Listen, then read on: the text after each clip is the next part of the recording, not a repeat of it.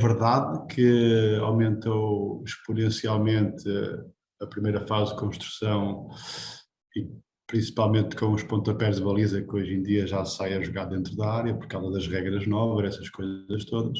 Mas também é curioso que também aumentou em muito golos provenientes de maus inícios de construção. I prefer the sex. I prefer really not to speak. If I speak, I am in big trouble. In big trouble. And I don't want to be in big trouble. Porque sou eu o treinador. E como sou eu o treinador, eu é que sei o que é que faço. Mas isso é você que é treinador, eu não sou treinador. Eu sou um aprendiz treinador.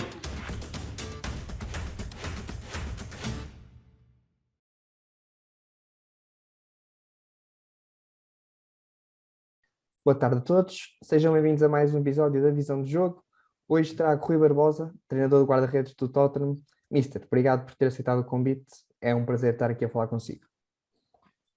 Obrigado pelo convite também e dizer que é um prazer, sempre que o tema seja o guarda-redes e como o que podemos fazer para que o guarda-redes seja o melhor possível em campo e em treino, estarei sempre disponível para falar acerca do que faço, do que penso e do que acho melhor, sabendo que não sou o dono da verdade. Mister, vou começar um bocado com uma pergunta um pouco abstrata. Que tipo de conhecimentos é que o treinador de guarda-redes necessita de ter sobre o jogo em si para ser bem sucedido no seu papel? Eu acho que tem que perceber o máximo possível.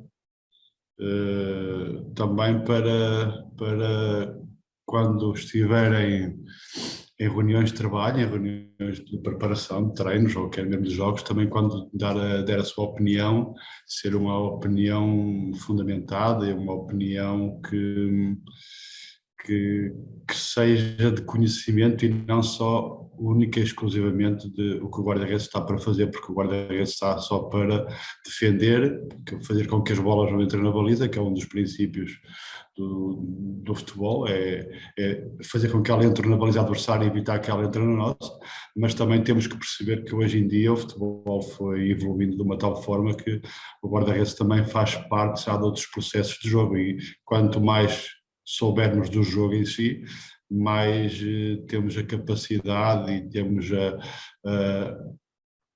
a visão de como o guarda-redes tem que estar em campo. Quais é que são as principais competências de um guarda-redes, então, e quais é que acredita que não podem ser treinadas? As competências do guarda-redes, a principal competência do guarda-redes é fazer tudo para que a bola não passe os 7,32 m por 2,44 m, que não haja golo na sua baliza. Acho que essa é a principal competência, sabendo depois que temos que adicionar a esta principal competência outras competências que tornam e que podem tornar o nosso guarda-redes o melhor do mundo, o melhor da Europa, o melhor do nosso campeonato, o melhor da nossa equipa, porque geralmente não, nunca trabalhamos só com um guarda-redes, trabalhamos com pelo menos 3 guarda-redes. O que não pode ser treinado no guarda-redes? É uma pergunta pertinente, é uma pergunta interessante. Eu acho que tudo, ou quase tudo, pode ser treinado no guarda-redes. Muitas das vezes nós achamos que o treino é tudo que tem a bola, o movimento do guarda-redes para que a bola não entre, o movimento do guarda-redes para ser uma linha de passe, mas também há o treino, que é o treino psicológico, o treino, muitas das vezes eu falo assim mental, falo assim tudo, mas é a conversa que muitas vezes se tem com o guarda-redes, que também não se consegue treinar, é difícil, por exemplo, dizer ao guarda-redes, pá, tu hoje tens que ser positivo, tens que estar positivo, tens que comunicar bastante, não podes estar receoso, pá, porque tu no último jogo foste o melhor jogador em campo, é natural que tu no jogo seguinte, hoje, possas estar menos. é difícil treinar isso, mas se nós durante a semana, ou mesmo no dia de jogo, num aquecimento, conseguirmos termos uma, duas, três palavras muito assertivas, pode ser que o guarda-redes se abstraia do que fez no último jogo e esteja só focado no que vai ter que fazer no jogo seguinte. Digo eu, mas pode haver quem ache que há coisas que não se conseguem treinar e eu respeito e com certeza também terei a capacidade de aprender. Essa parte psicológica que você fala, faz só por palavras ou também por determinados atos? Consegue, é só dentro do campo que trabalha esse psicológico ou fora dele também? Das duas formas, tudo depende onde se trabalha, com quem se trabalha e o nível a que se trabalha. Porque, por exemplo, se eu trabalhei no Varzim, eu não tinha as imagens para poder mostrar, para fazer esse tipo de trabalho fora do contexto de treino.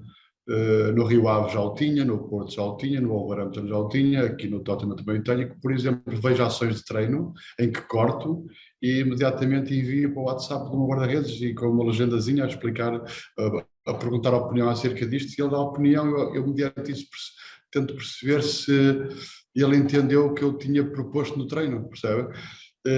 Quem trabalhar num sítio onde não tem essa possibilidade vai ter que arranjar uma forma, se calhar mais verbal, e se calhar até com um exercício de treino, dizer, pá, nós naquele jogo tu fizeste esta ação, naquele jogo, naquele exercício de treino, tu fizeste esta ação, e que é para ele recordar e ver e visualizar o que não consegue ver pelas imagens de quem trabalha com imagens, e dizer, pá, e agora eu vou-te criar este exercício aqui no treino para tu visualizares aquilo, e o que é que tu achas? Achas que isto é o melhor ou aquilo é que era melhor?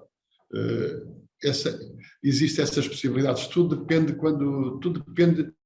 de onde se está, como se está, com quem se está e com as ferramentas que nós temos para trabalhar. Ok, ok. Porque se não trabalhasse um trabalho, ou se não tivesse a possibilidade de ter as imagens como tenho, eu teria que arranjar uma outra solução para chegar àquilo que eu queria. Se calhar tinha que fazer muito mais apontamentos, muita mais escrita, porque senão não conseguia decorar tudo, enquanto neste momento carrego no dia 1 de janeiro de 2020 e sei que treino é que fiz. Porque tenho essa possibilidade. Claro. Se não tivesse, tinha que ter uma agendazinha. Assim como, por exemplo, neste momento tenho os meus treinos todos numa plataforma digital, quando trabalhei no Varzim e no Rio Ave, não os tinha, mas tenho-os todos em papel. Tenho todas nas minhas unidades de treino feitas em papel. Estão lá armazenadas no meu escritório. Mister, vamos então pegar nessas unidades de treino. Existe, acredito eu, no treino guarda-redes, uma parte de treino individual e uma parte de treino integrada com a equipa, certo? Como é que é planeado esse treino? Se é somente executado pelo seu treinador ou se, você, o treinador de guarda-redes, tem um papel bastante ativo nesse planeamento? No planeamento do treino individual, eu é que sou o responsável máximo por essa parte do treino. Quando é um treino integrado, muitas das vezes depende o que é que o treinador principal pretende para a equipa e se é melhor ou não o guarda-redes participar nessas ações. Por exemplo, há exercícios de posse em que o guarda-redes pode estar a trabalhar a posse com a restante equipa, e há exercícios de posse em que o guarda-redes não é necessário. Tudo depende, é discutido e tudo depende o que nós, a equipa técnica e o treinador principal, porque o treinador principal é quem decide, a gente dá opinião, e a partir do momento em que existe uma decisão e a decisão dele é que prevalece e passa a ser a decisão de todos, a partir desse momento a parte individual, a responsabilidade do que é feito nesse período de trabalho é minha, e quando é no treino coletivo, depende, o treinador é que tem, depende não, o treinador é que tem sempre a voz final de dizer o que acha melhor para a equipa. Mas o Mister pede, neste caso ao Nuno, determinado tempo para estar com os guarda-redes ou não existe esse tipo de planeamento? Ou seja, o Nuno define que neste determinado período precisa dos guarda-redes e não tem essa, vamos dizer, esse espaço temporal. Pronto. Existe uma coordenação de gestão de treino entre mim, entre o treinador e entre o preparador físico. Existe esse tipo de coordenação. Se porventura nós começarmos o treino e a unidade de treino precisar dos guarda-redes logo nos primeiros 10 minutos, com certeza eu não vou dizer, pá, venham mais tarde que eu preciso dos guarda-redes. Saio eu mais cedo, faço o meu trabalho mais cedo e quando a equipa estiver preparada para, os guarda-redes já estão quentes, já estão com o que eu acho que era o mais importante para aquela unidade de treino. Ou seja, os guarda-redes, não vou dizer quem define o treino dos guarda-redes, mas os guarda-redes, neste caso, começariam a treinar mais cedo do que os restantes jogadores, não é? Exatamente. Okay. Aí está, tudo depende onde trabalhamos, como trabalhamos e com quem trabalhamos. Ok, mister. A saída curta no primeiro terço e o respectivo jogo de pés dos guarda-redes tem ganhado uma enorme preponderância no jogo nos últimos anos, ou pelo menos é algo muito discutido. Como é que se adaptou a esta evolução e que tipo de importância dá esta vertente do jogo nos seus guarda-redes em treino? Depende dos guarda-redes, depende da qualidade e a capacidade dos guarda-redes para. É verdade que aumentou exponencialmente a primeira fase de construção e principalmente com os pontapés de baliza que hoje em dia já se sai a jogar dentro da área por causa das regras novas, essas coisas todas. Mas também é curioso que também aumentou em muito golos provenientes de maus inícios de construção. Eu acho que tudo tem a ver com quem nós trabalhamos. E há coisas que nós não podemos esconder. Há guarda-redes que têm capacidades fabulosas para dominar o 1 para 1, dominar o jogo aéreo, dominar o controle das costas, da linha defensiva. Há guarda-redes que têm predominância para jogarem com os pés como se fossem verdadeiros jogadores de campo e nós temos que perceber isso, porque vou-lhes dar 3 ou 4 exemplos.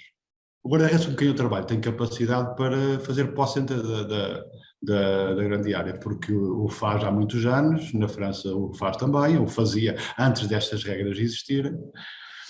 O Oblak, com quem trabalhei no Atlético de Madrid, tem mais dificuldades em fazer este tipo de circulação, mas tudo que sejam duelos, tudo que seja jogo exterior, tudo que sejam cruzamentos, é muitíssimo forte. O Rui Patrício, muito semelhante ao Oblak.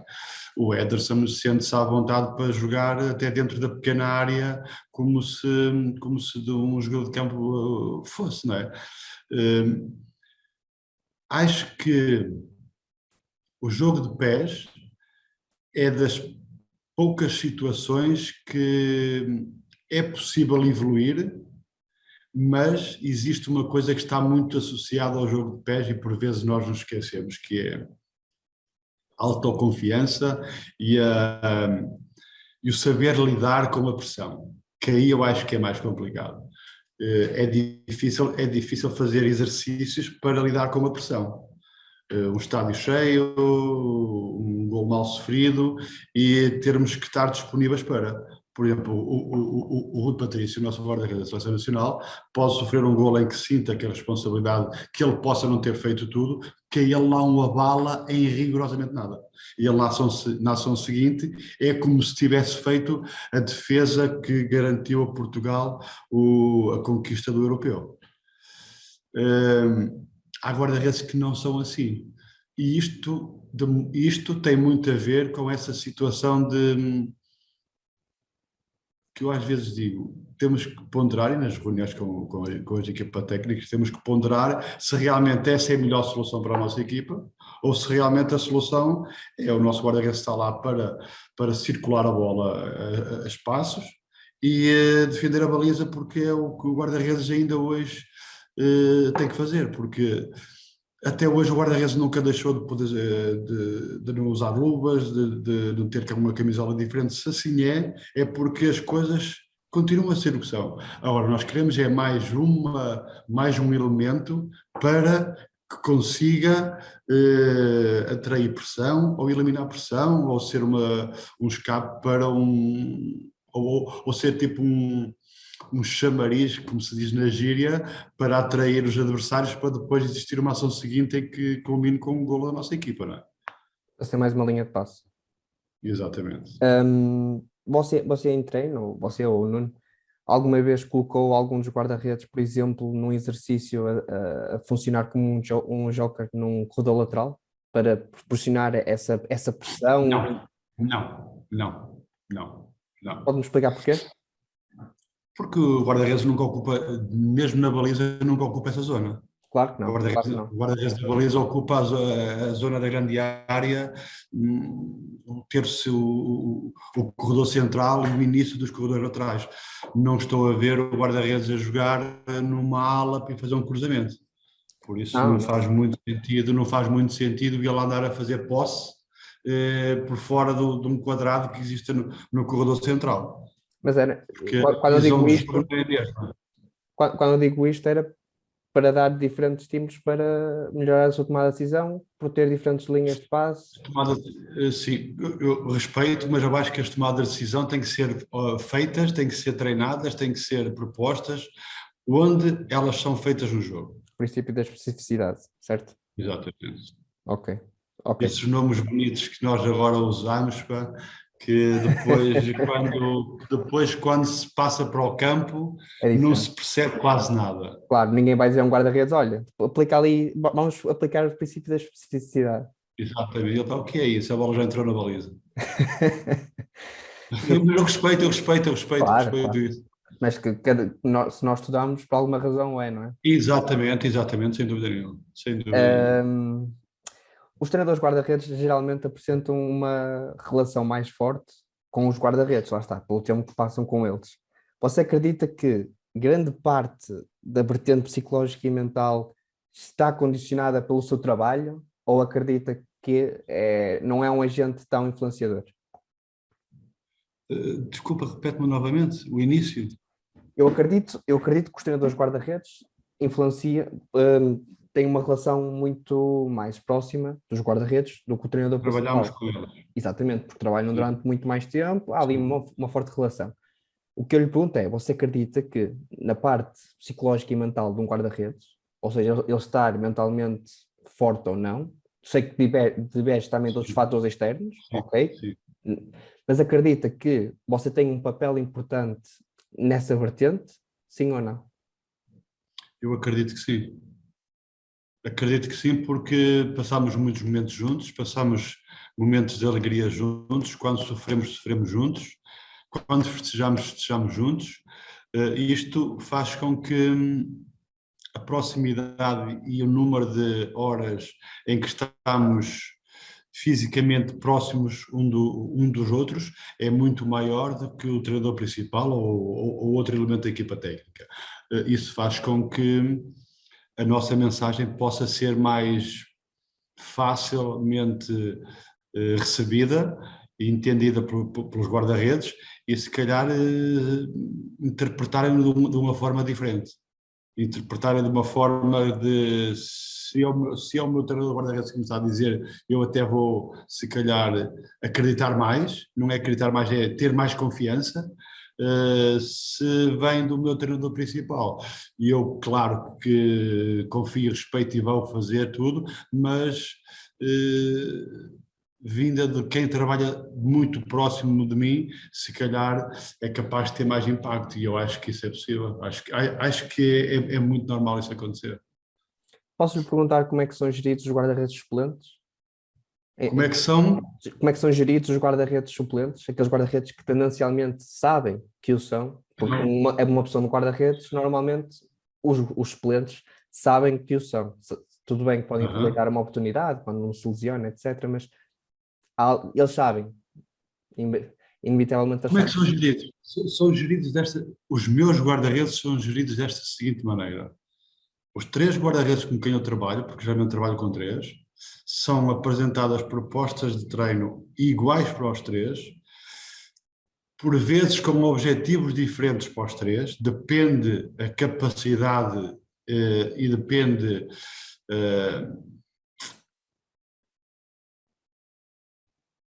do que eu quero para eles, mas a forma como são apresentadas as propostas de treino, o respeito que existe pelas ações executadas no treino e o feedback são apresentados da mesma forma para o que está a jogar, para o que não joga e, por vezes, para o que não é convocado. Esse é o princípio de respeito que tem que existir e que eu sempre me preocupo, é que eu não posso apresentar uma proposta para o guarda-redes que está a jogar, apresentar a mesma proposta para o guarda-redes que não joga, e o guarda-redes que jogou fez uma ação e eu aplaudi a ação, e o guarda-redes que não jogou fez uma ação melhor ainda e eu não tenho qualquer feedback. Isso é o princípio de uma ruptura e de uma perca de confiança e de uma perca de liderança e que vai dar a uma perca de respeito e vai fazer com que vai existir um muito mau ambiente. A importância do guarda-redes se não joga, e daí também depende como. Por exemplo, eu vou dizer, neste momento eu tenho um guarda-redes que joga a Premier League e tenho outro guarda-redes que joga as restantes provas. Eles têm o mesmo número de jogos. Então, mas, por exemplo, há 4 e 5 anos atrás, quando estava no Wolverhampton, o Rui jogava umas provas e o John Ruddy jogava outras. O Rui fazia 40 jogos por época e o John Ruddy fazia 10. Aí havia uma diferença muito grande. Mas o princípio de respeito, o princípio de propostas, o princípio de análise, o princípio de exigência é igual para o que joga, para o que não joga e para o outro que ainda não está preparado sequer para ser a segunda opção. E essa parte mental e psicológica, não há diferentes comportamentos com os dois? Não, porque no futebol, volto a frisar, no futebol profissional nós queremos ganhar. E tanto ganha o que joga como ganha o que não está a jogar. Enquanto, por exemplo, no futebol amador, se calhar o que joga fica contente e o que não joga quer é que perca este para ele poder jogar. No futebol ao mais alto nível isso não existe. Vou acreditar em si, Rui. Tenho algumas dificuldades em acreditar, mas vou acreditar em si. Pode existir, mas com quem eu tenho trabalhado não existe. Okay. De experiência de trabalhar com guarda-redes desde o Varzim, desde o Rio Ave, desde o Foco do Porto, desde o Wolverhampton e desde agora nesta época desportiva aqui no Tottenham. O guarda-redes que não joga no treino trabalha tanto como o guarda-redes que joga e sofre tanto como o guarda-redes que joga. Okay, isto estou a dizer o que realmente passa. Se fosse o contrário, não me custaria absolutamente nada também o dizer. Eu tenho que acreditar em si, é você que está nesse momento. Porque eu estou a falar no que é o treino. Claro. Porque eu vejo o treino, porque o guarda-redes que não joga, se não treinar bem, nunca vai jogar. Ele agora fora do futebol, fora do treino, fora do contexto do clube, isso eu não sei. Porque também não estou minimamente preocupado com isso. Só estou preocupado é que na hora que a gente se junta para começar a trabalhar,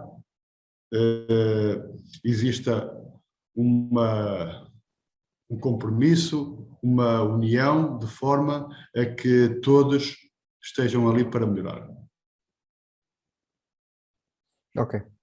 Mister, e aqui corrija-me se eu estiver enganado, mas eu acho que não estou. Trabalhou com o Oblak, Ederson, Casillas, Rui Patrício, Lloris, entre muitos outros. Carlos Marafona, Ricardo Matos, Cássio, Carlos Alves, Rui Vieira, José Sá, João Costa, John Ruddy. Com todo respeito a todos os outros, eu falei daqueles 5 mais indicados. Com todo respeito pelos outros. Sim. Também só estou a ganhar-me tempo.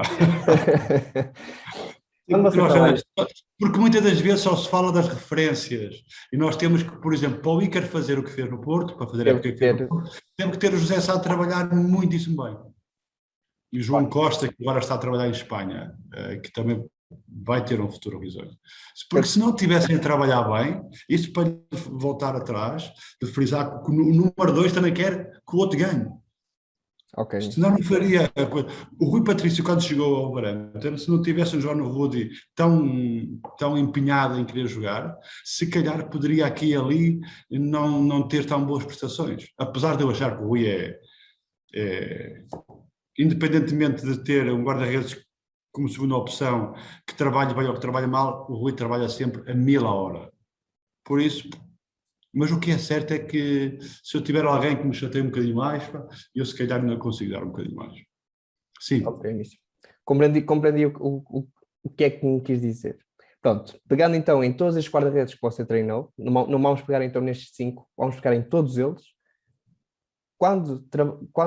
No tempo em que trabalhou com eles, houve algum, e não precisamos dizer nomes, mas houve algum que lhe ensinou mais do que você, ou melhor, deixa-me tentar reformular a pergunta.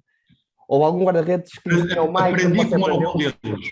Aprendi com algum deles. Estava a querer Exatamente, perguntar se eu aprendi com algum deles algumas coisas. exatamente. É que Se não, na é que não haja, nada. é que não haja a mínima dúvida. Com todos eles, eu sinto que contribuí para que eles fossem ainda melhores guarda-redes, mas também algumas coisas que via neles e que eles me transmitiam fez com que eu também ficasse com mais ferramentas para ser melhor treinador de guarda-redes. É que não tenho a mínima dúvida. A minha pergunta era se tinha alguma decisão, determinado movimento, alguma técnica até. Conseguiu retirar isso de algum? Por exemplo, uma técnica? Isso é Com o curioso. Rui Patrício, eu sou um treinador de guarda-redes que acho que os guarda-redes devem jogar o mais à frente possível, porque encurtam espaços, encurtam ângulos, na baliza cabem não sei quantas centenas de bolas, e quanto mais à frente, mais ângulos encurtamos. E com o Rui Patrício percebi que é possível o que eu defendo, mas também é possível o que ele acha que era mais importante, que era jogar um pouquinho mais atrás, porque sentia que tinha mais tempo, porque o que é certo é que com ele fiquei com uma lição também para a minha vida, que nós temos que ver, avaliar, discutir, decidir e a partir daí começar a trabalhar. Eu fazia exercícios com o Rui que pedia para ele defender para trás e pedia ao João Rude para defender o mesmo exercício para defender para a frente.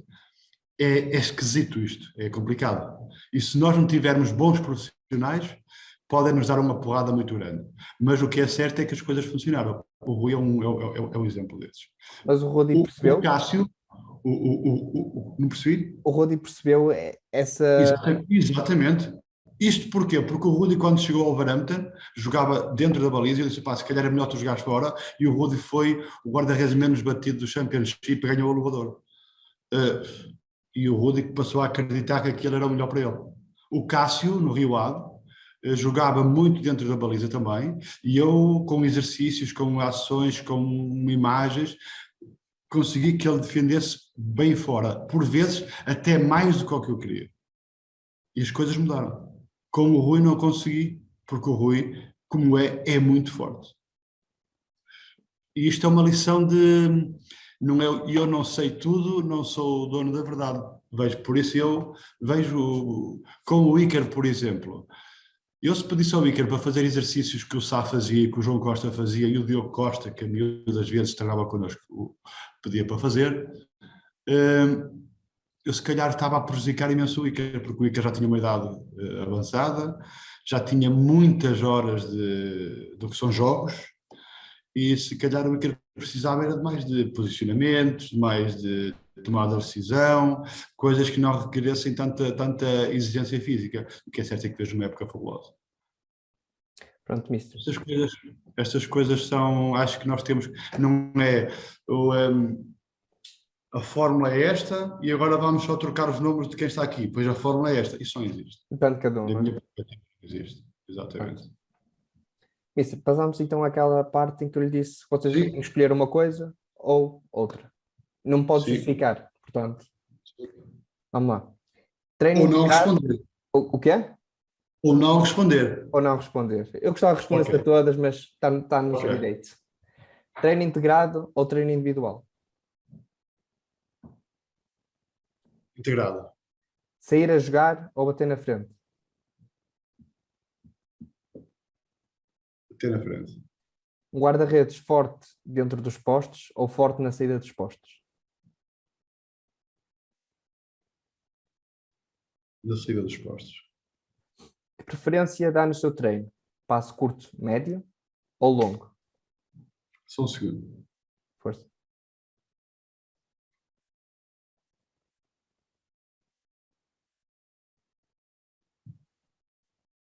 Ok. Repete-me então, por favor. Que preferência dá no seu treino? Passo curto, médio ou longo? Curto médio. Incentivar uma tomada de decisão ou padronizar uma tomada de decisão? Incentivar uma tomada de decisão.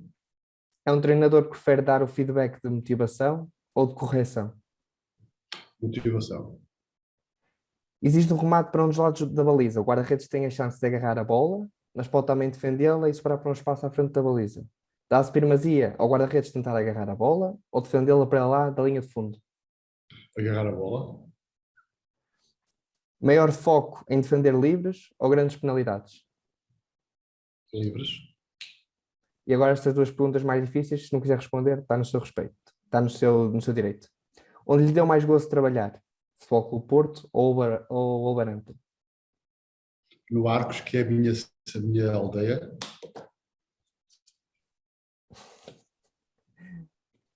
Lloris acabaria o seu percurso no Tottenham esta temporada, num cenário totalmente hipotético. O clube estaria indeciso entre contratar ao Black ou Ederson e pergunta-lhe qual o melhor para o modelo do Nuno Espírito Santo. Qual é que você responderia? Estou convencido que o Lloris não vai terminar já a época. Pronto, Mister, fugiu bem. Vou deixar ficar assim. Última pergunta que lhe tenho mesmo para fazer. Diga, desculpe. Não, diz. Última pergunta que eu tenho mesmo para lhe fazer é, e daí o nome do programa, qual é, de uma forma abstrata, a sua visão do jogo?